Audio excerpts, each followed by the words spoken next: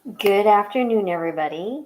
Today is April 24th, 2024, and 31 years ago, I got married. So happy anniversary, Patrick. It's been a wonderful 31 years, and I hope and pray we have another 31 years. So I'm looking at a beautiful bouquet of flowers in front of me. And so, anyway, so today's a special day. So I wanted to say that before I get jumped into this topic. It's a really interesting topic, right? Is lose weight by making smarter choices. Like, yeah, of course I want to make smarter choices, but we are humans and we are fallible, right? So we are easily nudged to making different choices. So I want to incorporate behavioral economics or nudges in your own life, right? How can you nudge yourself to make better choices?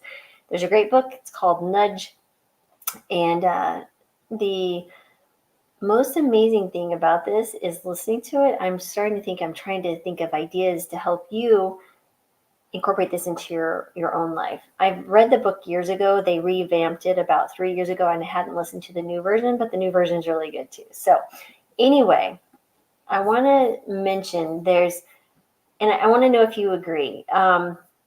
So, oops, sorry about that. One thing is for sure, people make better choices when they have lots of experience, right? Good information and prompt feedback.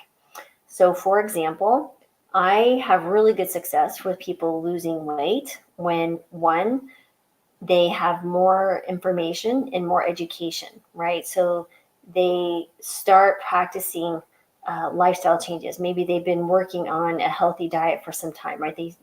They had some experience working on improving their health. Number one. Number two, lots of good information. I'm a big fan of education. So not only do you need to assess where you are, but you need to educate yourself on what's the best option for you based on your values, your experience, and abilities. And three is prompt feedback. And that is why I like utilizing a continuous glucose monitor with patients who have a weight that they'd like to lose, whether they've been diagnosed with insulin resistance, prediabetes, or type 2 diabetes. It is a really amazing feedback tool because you get this prompt feedback and you make decisions based on real time. So, for example, let's say that in the book, for example, they talk about there's a chess game, right? There's a master chess player and there's a novice chess player. I would fall into the novice category. It is probably predicted that the master master chess player will win, right? Because the novice has less experience, doesn't have as much good information based on past experience, and I mean, you will see some prompt responses when he makes a decision. So I guess that piece is there. But it's hard to think about where you can incorporate this in your life is based on, let's say you have a doctor's visit, right? Your doctor can kind of dictate what choices you'll make based on what information they give you. You're going to your doctor about a problem. You have less experience in this doctor you're going to trust because they have more experience.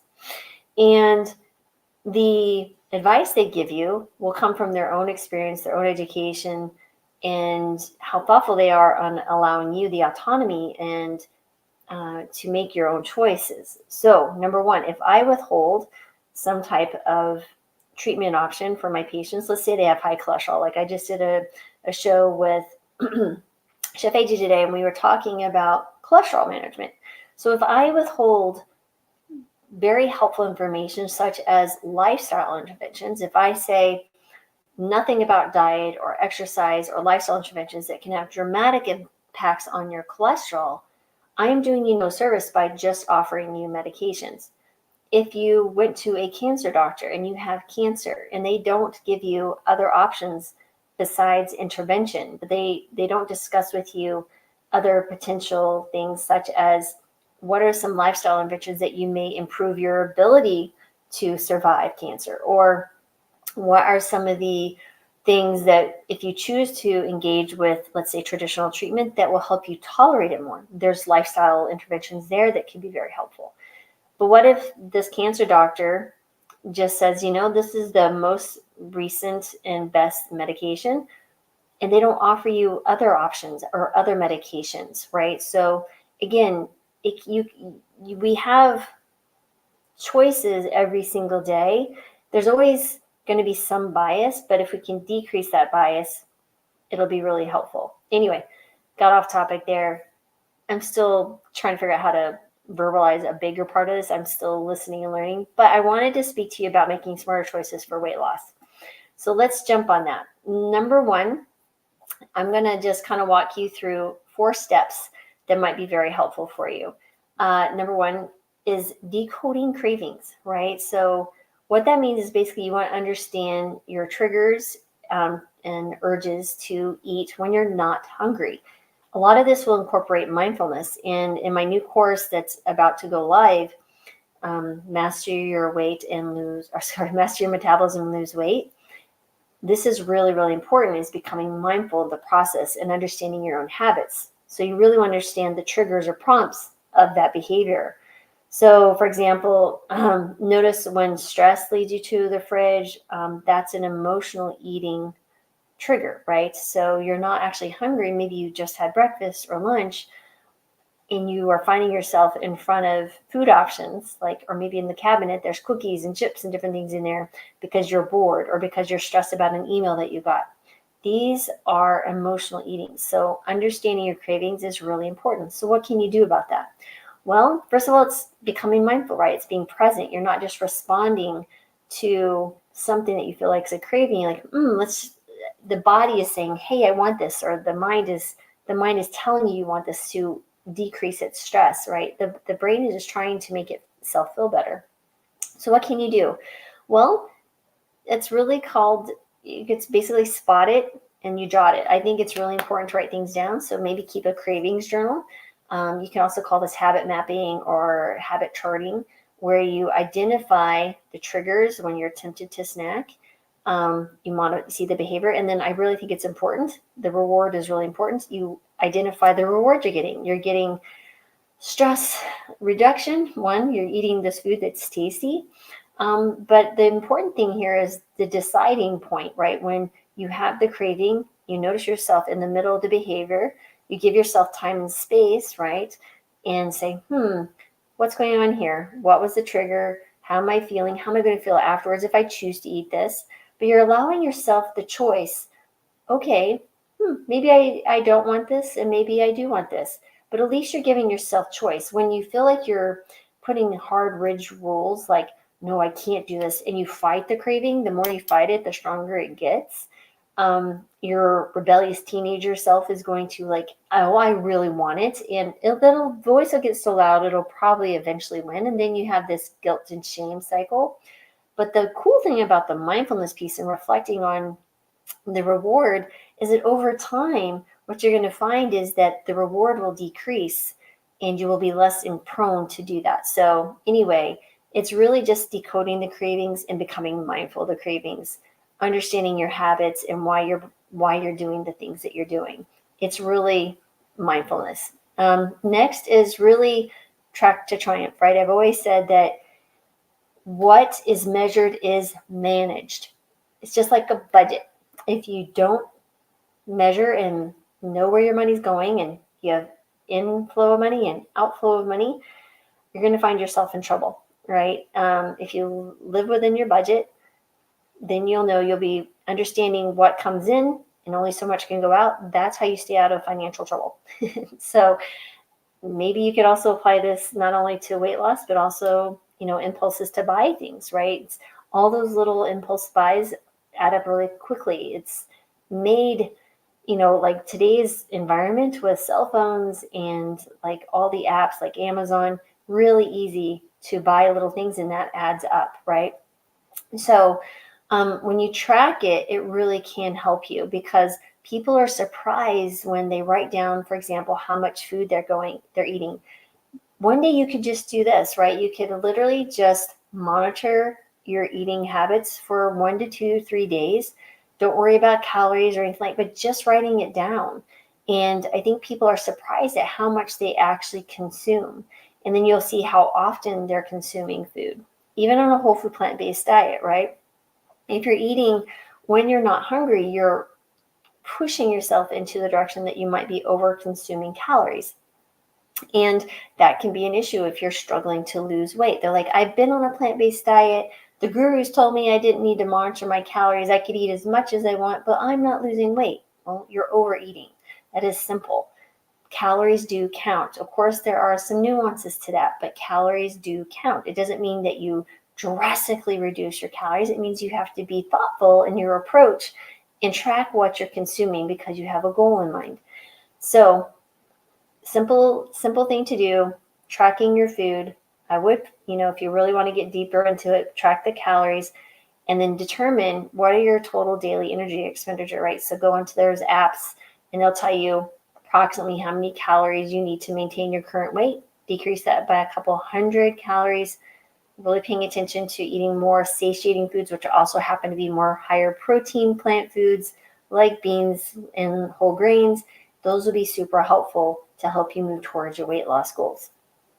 And it's just, again, just simple tracking. And again, this circles back to mindfulness.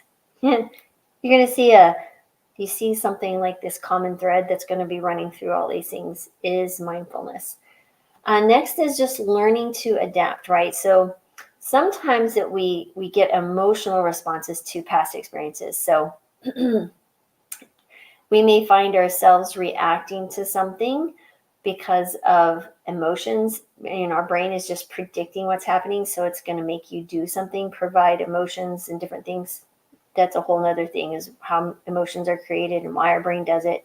But when you think about your past, if you just take it from a point of not, judging it or trying to feel bad about something or reminiscing, wishing you were better old days, but instead think about past experiences where either you were very positive in your experience. Let's say that you were able to lose weight and keep it off for a period of time. What were you doing that allowed you to do that? And also look at your failures, right? These are opportunities. I don't like the word failure. I'd rather think of these as opportunities. They're opportunities to you see them as successes and that you saw what didn't work, right? Because that means you're one step closer to finding something that will work. So let's say that you have a win in your past. You're like, okay, what was I doing well then?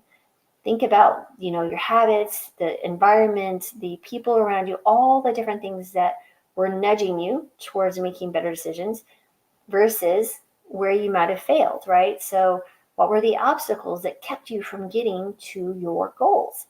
So those are some opportunities. So again, it's just learning and adapting and then taking those learnings and applying them in the current situation. So maybe you found that eating higher protein rich foods in the breakfast kept you fuller longer and less likely to consume food and snacking later in the day.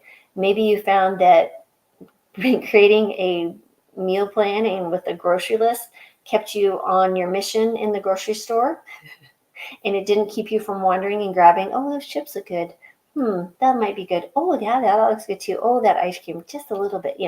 Those are the situations that we can find ourselves in. But if you have a list, go to those places on the list to get your stuff and out the door. Another thing, just a hint that there's some interesting research on eating a healthy snack before you go shopping, like an apple, for example, you're more likely, 40% more likely actually to make healthier choices in the grocery store. You're priming the pump, so to speak. You're priming yourself to make better choices. Okay, so learning and adapting. And again, just thinking about what you can do now from your experience in the past. And lastly is really using technology to assist you. I think I mentioned the CGM because this is feedback immediately to people about what food is doing in their own body. Again, everybody's body is a little bit different, and you might see one person able to eat one food and their blood sugar goes, someone else's go, woo. Well, there's different reasons for that. And I think that's where the educational piece comes in, understanding you yourself as a holistic person, but you need that personalized adjustment. Again, this is where it's really important to speak to someone who understands and knows what they're doing. And that's why I'm so excited about my, Master Your Metabolism and Lose Weight course, because we're going to do live monthly coaching.